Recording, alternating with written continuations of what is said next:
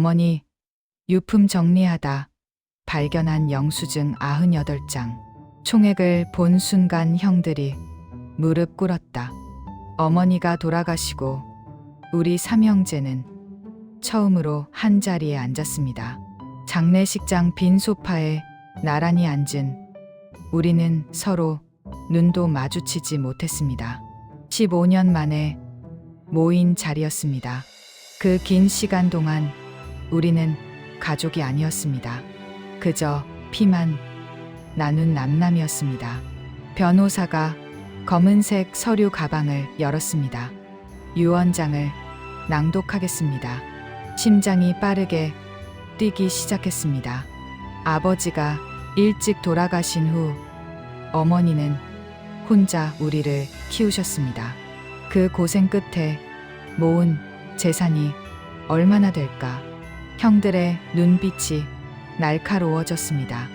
그런데 변호사가 꺼낸 건 유언장이 아니었습니다. 낡은 노란색 봉투 하나였습니다. 상속은 막내 박준호에게 모두 갑니다. 순간 시간이 멈춘 것 같았습니다. 뭐? 지금 뭐라고 한 거야? 장남인 큰형이 벌떡 일어났습니다. 우리를 제치고 막내한테 전부? 차남인 둘째 형도 얼굴이 벌겋게 달아올랐습니다. 막내가 뭘 했다고? 뭘 했다고 그래? 저는 아무 말도 할 수 없었습니다. 왜 어머니가 이런 결정을 하셨는지 저도 전혀 몰랐습니다. 형들의 차가운 눈빛이 제게 쏟아졌습니다. 넌 항상 어머니한테만 잘 보였지? 어릴 때부터 맨날 엄마 치마폭에 매달려 있더니 결국 이렇게 되는 거야? 그게 아니에요. 형들, 저도 이해가 안 돼요. 어머니가 왜... 변호사님, 이건 잘못된 거 아닙니까? 어머니가 정신이 온전한 상태에서 작성하신 겁니까? 변호사는 침착하게 대답했습니다. 네, 3개월 전에 공증까지 마친 유언장입니다. 어머님께서는 매우 명확한 의식 상태에서 이 결정을 내리셨습니다. 그리고 이것도 함께 전해드리라고 하셨습니다. 변호사가 또 다른 봉투를 꺼냈습니다. 저는 집으로 돌아와 멍하니 앉아 있었습니다. 형들은 화를 내며 먼저 떠났습니다. 법적으로 다툴 거라는 말을 남기고 저는 어머니의 유품이 담긴 상자를 열었습니다. 오래된 앨범이 나왔습니다. 사진 속 우리는 웃고 있었습니다. 하지만 그건 아주 오래전 일이었습니다. 우리는 셋이지만 가족 같지 않았습니다. 아버지가 교통사고로 돌아가신 건 제가 6살 때였습니다. 큰형은 16, 둘째 형은 12살이었습니다. 그날부터 우리 집은 무너지기 시작했습니다. 어머니는 밤낮 없이 일을 하셔야 했습니다. 새벽 4시에 일어나 시장에 나가셨습니다. 채소 다듬고 생선 손질하고 무거운 짐을 나르셨습니다. 저녁에는 식당에서 설거지를 하셨습니다. 집에 돌아오시면 밤 11시였습니다. 형들은 늘 바빴습니다. 큰형은 공부에 매달렸습니다. 집안을 일으켜 세워야 한다는 책임감 때문이었을까요? 둘째 형은 반항기였습니다. 밤늦게 들어오고 술 냄새를 풍기기 시작했습니다. 나 오늘 친구랑 나가. 밥은 알아서 해. 나도 늦게 와. 신경 쓰지 마. 집에는 늘 저 혼자 남았습니다. 어머니는 그런 저를 데리고 다니셨습니다. 준호야, 엄마 따라올래? 네, 엄마. 저는 어머니의 손을 꼭 잡고 시장에 따라갔습니다. 아마도 가장 어린 제가 마음 쓰였던 걸까요? 아니면 저를 혼자 두기 싫으셨던 걸까요? 그땐 몰랐습니다. 시장 아주머니들은 저를 보며 말했습니다. 아이고, 막내는 엄마 닮아서 착하네. 준호는 효자 되겠어. 어머니는 그럴 때마다 미소 지으셨습니다. 하지만 그 미소 뒤에 어떤 아픔이 있었는지 저는 몰랐습니다. 어느 날 어머니가 말씀하셨습니다. 준호야, 엄마는 너희가 성공하는 거 보고 싶어서 매일 새벽 4시에 일어나는 거란다. 엄마 인생은 이미 다 살았으니까 엄마는 괜찮아. 너희만 잘 되면 돼. 저는 그 말이 무슨 뜻인지 이해하지 못했습니다. 제가 10살이 되던 해 여름이었습니다. 시장 골목에서 어머니가 쓰러지셨습니다. 엄마, 저는 울면서 어머니를 흔들었습니다. 주변 상인들이 달려왔습니다. 119에 신고했어. 조금만 기다려. 어머니는 병원에 실려 가셨습니다. 의사 선생님은 심각한 표정이었습니다. 과로와 영양실조입니다. 이렇게 무리하시면 안 됩니다. 형들에게 전화했습니다. 형, 엄마가 쓰러지셨어. 큰형은 대답했습니다. 지금 학원인데 나중에 갈게.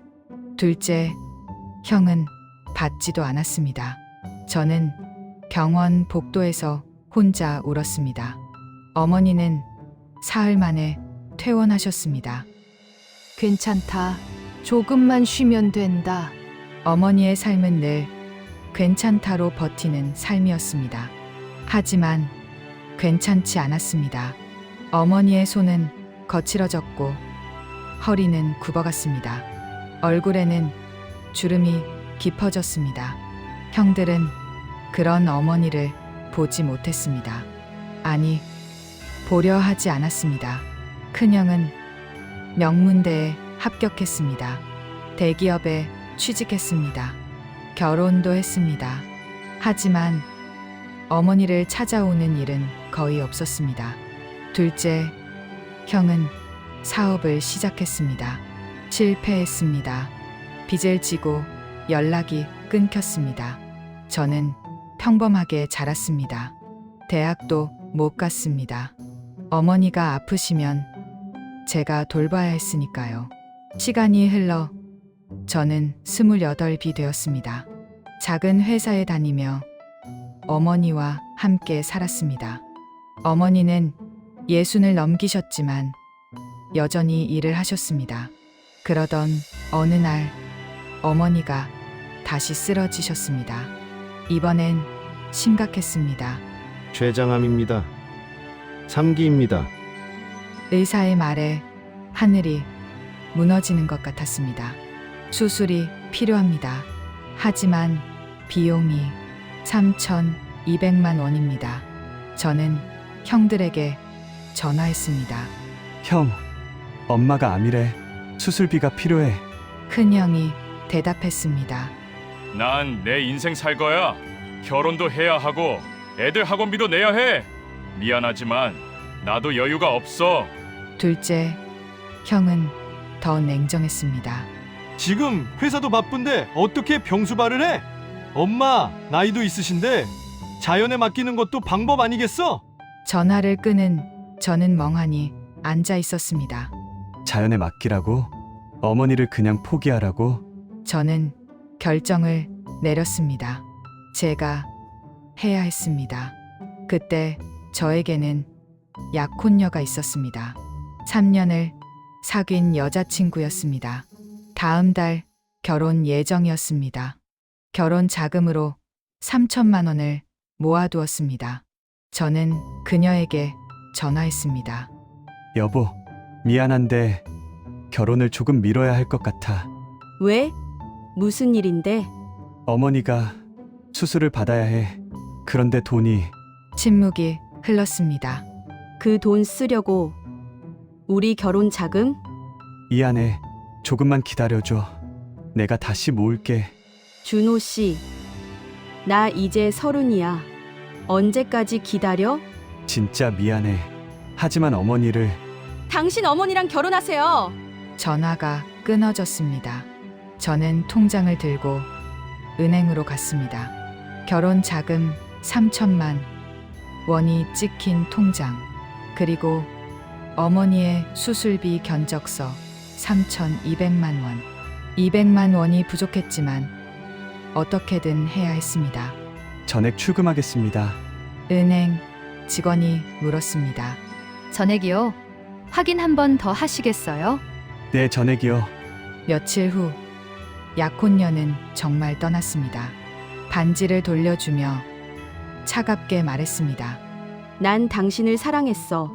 하지만 평생 시어머니 뒷바라지하며 살 자신은 없어. 행복하세요. 저는 아무 말도 할 수 없었습니다. 어머니, 수술은 무사히 끝났습니다. 하지만 그건 시작일 뿐이었습니다. 항암 치료가 필요했습니다. 한 회당 98만 원, 6개월 동안 12회를 받아야 했습니다. 1,000만 원이 넘는 돈이었습니다. 저는 대출을 받았습니다. 밤에는 대리운전을 시작했습니다. 주말에는 건설 현장에서 일용직으로 일했습니다. 어머니는 알고 계셨을까요? 제가 얼마나 힘들게 돈을 모으고 있는지. 그렇게 10년이 흘렀습니다. 어머니는 기적적으로 암을 이겨내셨습니다. 하지만 몸은 예전 같지 않았습니다. 재발 방지를 위한 정기 검진과 치료가 계속되었습니다. 병원비는 끝이 없었습니다. 98만 원, 120만 원, 87만 원. 저는 매달 영수증을 모았습니다. 왜였을까요? 언젠가 형들에게 보여주기 위해서였을까요? 아니었습니다. 저는 그저 기록하고 싶었습니다. 제가 어머니를 얼마나 사랑하는지, 그 사랑의 무게를 숫자로 남기고 싶었습니다.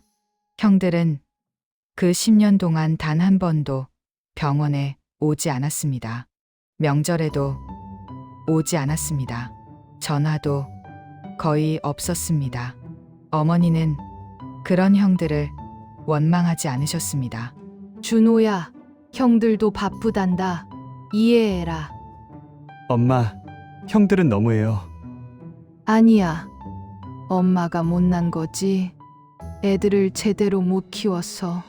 어머니는 늘 자신을 탓하셨습니다. 그게 저를 더 슬프게 했습니다. 작년 겨울이었습니다. 어머니의 상태가 급격히 나빠지셨습니다. 암이 재발한 겁니다. 이번엔 손을 쓸 수 없었습니다.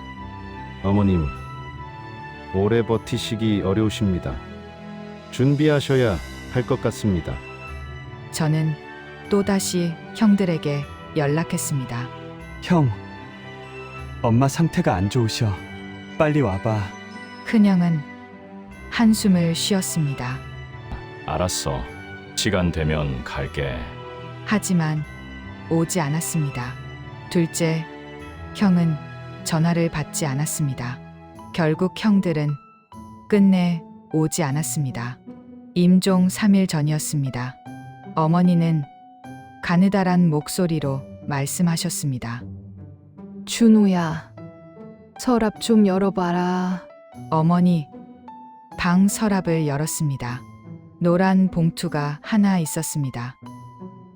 그거 변호사한테 전해줘라. 엄마, 이게 뭐예요? 유 원장이란다. 그리고 미안하다. 뭐가 미안하세요? 내게 짐만 남기고 가는 것 같아서. 아니에요, 엄마. 전 괜찮아요. 정말이에요. 넌 정말 착한 아이야. 어머니의 눈에서 눈물이 흘렀습니다. 형들한테 미안하다고 전해줘라. 엄마가 제대로 못 키워서 미안하다고. 엄마, 그리고 너한테도 미안하다. 내 인생을 엄마 때문에 망쳤구나. 아니에요. 엄마 때문에 제 인생에 의미가 있었어요. 엄마 없었으면 저는 저는 어머니 손을 꼭 잡고 울었습니다. 이틀 후 어머니는 조용히 눈을 감으셨습니다. 마지막 순간까지 제 손을 놓지 않으셨습니다. 그게 어머니의 마지막이었습니다. 장례식장에 형들이 나타났습니다. 죽고 나서야 오는 거냐고 소리치고 싶었습니다. 하지만 저는 참았습니다. 어머니가 원하지 않으실 테니까요. 장례식은 조용히 치러졌습니다. 문상객도 많지 않았습니다. 어머니는 평생 자신보다 자식들을 위해 사셨으니까요. 친구도 없으셨고 취미도 없으셨습니다. 그저 일하고 자식 걱정하다가 가신 겁니다. 3일장을 치르고 화장을 했습니다. 납골당에 모시고 돌아오는 길이었습니다. 변호사에게서 연락이 왔습니다. 유언 집행을 위해 모이셔야 합니다. 그렇게 우리는 삼형제가 한자리에 모였습니다. 15년 만에 아, 이건 어머니께서 마지막까지 챙겨달라고 하셨습니다. 변호사 가방에서 낡은 노란색 봉투가 나왔습니다. 봉투는 두툼했습니다. 변호사가 봉투를 열자 98장의 영수증이 쏟아져 나왔습니다. 테이블 위에 흩어진 영수증들. 이게 뭐야? 장남이 영수증 하나를 집어 들었습니다. 서울대학병원 치료비 영수증. 입금 일자 2015년 3월 12일. 입금인 박준호. 금액 98만 원. 큰형의 손이 떨렸습니다. 둘째 형도 다른 영수증을 집어 들었습니다. 서울대학병원 항암치료비. 입금 일자 2016년 7월 8일. 입금인 박준호. 금액 120만 원. 하나, 둘, 셋. 영수증은 계속 나왔습니다. 모두 제 이름으로 납부된 것들이었습니다. 2015년부터 2024년까지 10년간의 기록이었습니다. 총 98장. 변호사가 계산기를 두드렸습니다. 총액은 9,800만 원입니다. 뭐라고? 큰형의 얼굴이 하얗게 질렸습니다. 막내 준호 씨가 지난 10년간 혼자 납부하신 어머님 치료비 총액입니다. 둘째 형이 의자에 주저앉았습니다. 그리고 영수증 뒷면을 보십시오. 변호사가 영수증 하나를 뒤집었습니다. 거기에는 어머니의 떨리는 글씨가 적혀 있었습니다. 2015년 3월 12일 준호가 98만 원 냈다. 결혼 자금이라고 했는데 미안하다. 준호야. 엄마 때문에 내 결혼을 망쳤구나. 큰형이 다른 영수증을 집어 들었습니다. 2017년 5월 3일. 준호가 또 120만 원을 냈다. 야간 대리운전으로 번 돈이라고. 애가 얼마나 힘들었을까. 엄마 손이 너무 못나서 미안하다. 영수증마다 어머니의 메시지가 적혀 있었습니다. 준호야, 이건 내 돈이 아니라 우리 가족 모두가 갚아야 할 빚이란다. 하지만 형들에겐 말하지 마라. 그 아이들도 나름 힘들게 살고 있으니까 엄마가 못나서 너희를 하나로 묶어주지 못했구나. 미안하다. 정말 미안하다. 형들은 아무 말도 하지 못했습니다.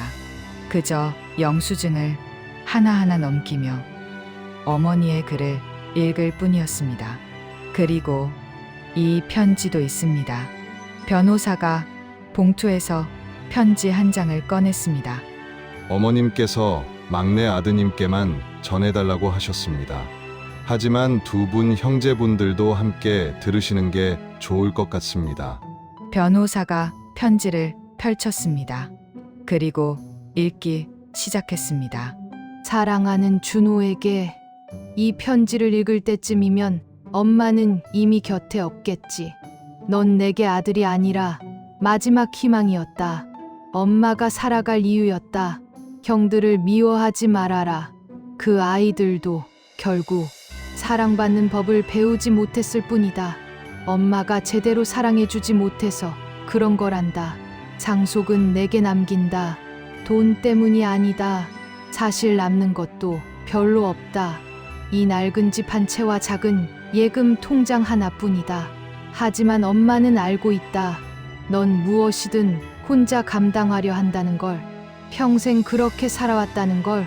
그래서 엄마는 마지막으로 내게 기대는 법을 주고 싶구나. 이 유산으로 내 삶을 다시 시작해라. 결혼도 하고 아이도 낳고 행복하게 살아라. 그리고 가끔, 아주 가끔이라도 괜찮으니 엄마 생각해줘라. 사랑한다. 우리 막내. 편지를 다 읽은 변호사의 목소리도 떨리고 있었습니다. 우리가 너무 몰랐어. 큰형이 무릎을 꿇었습니다. 어머니가 이런 마음이었을 줄 목소리가 떨렸습니다. 둘째 형도 고개를 떨구었습니다. 준호야, 미안하다. 정말 미안하다. 우리가 너무 이기적이었어. 어머니도 너도 생각하지 않았어. 그저 내 삶만, 내 가족만 생각했어. 큰형이 영수증 하나를 집어 들었습니다. 2015년 이때 나는 회사에서 승진했었어. 보너스도 받았지. 그런데 어머니 수술비를 낸 건 너였구나. 둘째 형도 말했습니다. 2018년 이때 나는 사업 실패해서 도망 다녔어. 전화도 안 받고 집에도 안 갔지. 그 사이에 넌 혼자 이 모든 걸 감당했구나. 저는 아무 말도 할 수 없었습니다. 그저 눈물만 흘렀습니다. 10년 동안 참았던 눈물이 터져 나왔습니다. 형들, 저도 어머니 마음을 이제야 알겠어요. 저는 떨리는 목소리로 말했습니다. 어머니는 평생 우리를 하나로 묶으려 하셨어요. 하지만 우리는 각자의 길만 가려고 했죠. 저도 마찬가지였어요. 저도 형들을 원망했어요. 왜 혼자 병원비를 내야 하나? 왜 혼자 간병을 해야 하나? 형들은 자기 인생 사는데 나만 희생하나? 그런 생각 수없이 했어요. 하지만 어머니는 아셨어요. 제 마음속 원망까지도. 그래서 이런 유언을 남기신 거예요. 우리를 다시 모이게 하려고. 큰형이 고개를 들었습니다. 넌 원망하면서도 계속 어머니를 돌봤구나. 저는 고개를 끄덕였습니다. 미안하다. 큰형이 제 손을 잡았습니다. 나는 형이면서도 형답지 못했어. 어렸을 때부터 그랬지. 공부만 하면서 동생들은 신경도 안 썼어. 어머니한테도 마찬가지였고 성공하면 효도할 수 있을 거라고 생각했어. 하지만 성공하고 나니 바쁘다는 핑계만 댔지. 둘째 형도 다가왔습니다. 나도 마찬가지야. 나는 더 심했어. 사업 실패하고 도망만 다녔지. 가족한테 손 벌리기 싫어서. 아니, 창피해서 연락을 끊었어. 그 사이에 어머니가 암 진단받고 수술하고 투병하고 난 아무것도 몰랐어. 아니, 알려고 하지 않았어. 우리 다시 가족답게 살아보자. 큰형이 말했습니다. 준호야, 상속은 내가 받는 게 맞아. 우리는 자격이 없어. 아니에요, 형. 저는 고개를 저었습니다. 어머니는 우리를 나누려고 이런 유언을 남기신 게 아니에요. 다시 모이라고, 가족이 되라고 하신 거예요. 그날 우리는 함께 어머니 납골당으로 갔습니다. 삼형제가 나란히 어머니 앞에 섰습니다. 각자 국화꽃 찬 송이씩 들고 큰형이 먼저 저를 올렸습니다. 어머니, 늦었지만 이제 알았습니다. 어머니가 평생 바라신 게 뭐였는지. 우리가 잘 되는 것도 중요했지만 그보다 우리가 서로 의지하며 사는 거였죠. 죄송합니다. 그리고 감사합니다. 둘째 형이 저를 올렸습니다. 엄마, 불효자 용서해 주세요. 이제라도 형제들과 함께 살겠습니다. 막내를 잘 챙기겠습니다. 엄마가 못다한 사랑 제가 이어가겠습니다. 제 차례였습니다. 어머니, 보고 싶어요. 평생 저 혼자라고 생각했는데 이제 형들이 옆에 있네요. 어머니가 마지막으로 주신 선물인 것 같아요. 감사합니다. 사랑합니다. 세 형제는 함께 고개를 숙였습니다. 그리고 한참을 그 자리에 서 있었습니다. 납골 땅을 나서는 길이었습니다. 큰 형이 말했습니다. 준호야, 이번 주말에 우리 집으로 올래? 애들도 삼촌 보고 싶어 할 거야. 둘째 형도 거들었습니다. 나도 갈게. 오랜만에 조카들 얼굴도 보고. 그리고 준호야, 내 결혼 자금 우리가 모아줄게. 아니에요, 형들. 그건 저는 고개를 저었습니다. 형들, 어머니 유언대로 하는 게 맞아요. 하지만 이 집에서 우리 함께 살아요. 가끔씩 모여서 밥도 먹고 얘기도 하고. 그게 어머니가 원하셨던 거잖아요. 좋아. 그렇게 하자.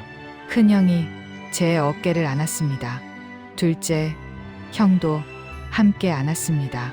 15년 만에 느껴보는 형들의 온기였습니다. 6개월이 흘렀습니다. 우리는 매주 주말마다 어머니 집에 모였습니다. 큰형은 조카들을 데리고 왔습니다. 둘째 형은 새로 시작한 작은 식당에서 음식을 가져왔습니다. 저는 어머니가 좋아하시던 꽃을 사왔습니다. 함께 밥을 먹고 옛날 이야기를 했습니다. 어렸을 때 얘기도 하고 어머니 이야기도 했습니다. 때로는 울기도 하고 웃기도 했습니다. 그리고 저는 새로운 사람을 만났습니다. 어머니 병원에서 간호사로 일하던 분이었습니다. 그녀는 말했습니다. 어머님이 항상 자랑하셨어요. 막내 아들이 얼마나 효자인지. 그 얘기를 들을 때마다 부러웠어요. 우리는 천천히 가까워졌습니다. 형들도 그녀를 좋아했습니다. 준호 닮아서 착하네. 좋은 짝 만났다. 1년 후 저는 결혼을 했습니다. 작은 결혼식이었지만 따뜻했습니다. 형들이 주례를 서주셨습니다. 우리 막내 준호는 평생 가족을 위해 살았습니다.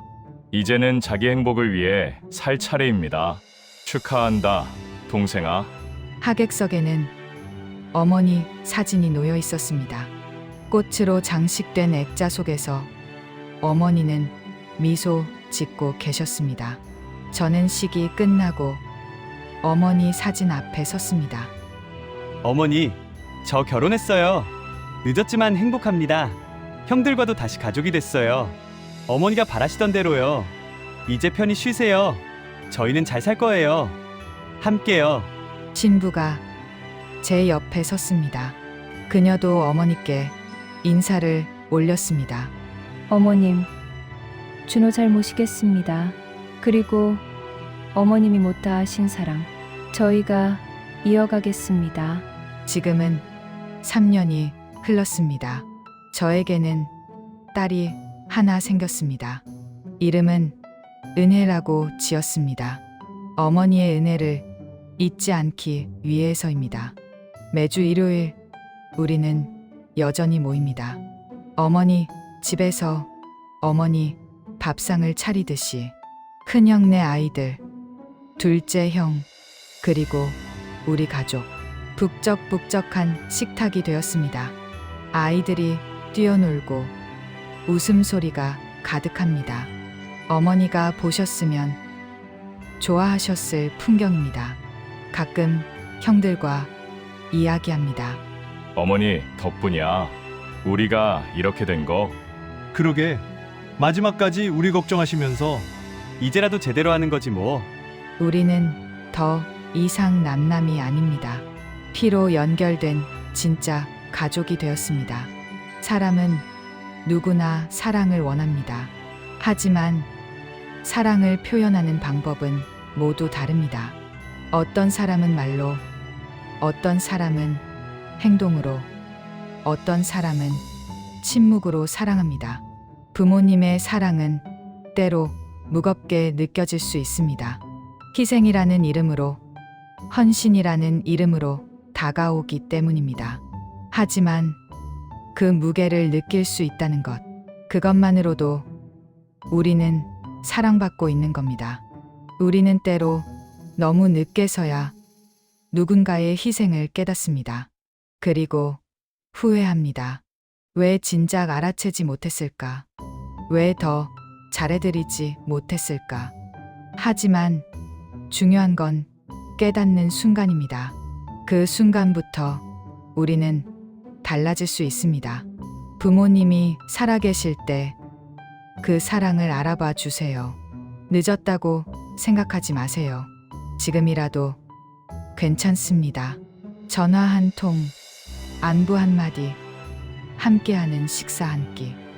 그것이 부모님께는 세상 어떤 선물보다 소중합니다. 그리고 형제자매가 있다면 그들을 끌어안으세요. 피로 연결된 가족은 인생에서 가장 든든한 버팀목이 됩니다. 어머니는 떠나셨지만 우리에게 가장 큰 선물을 남기셨습니다. 바로 서로였습니다. 당신의 가족은 안녕하신가요? 오늘, 지금 당장 연락해 보세요. 너무 늦기 전에. 시청해 주셔서 감사합니다. 구독과 좋아요는 영상 제작에 큰 힘이 됩니다.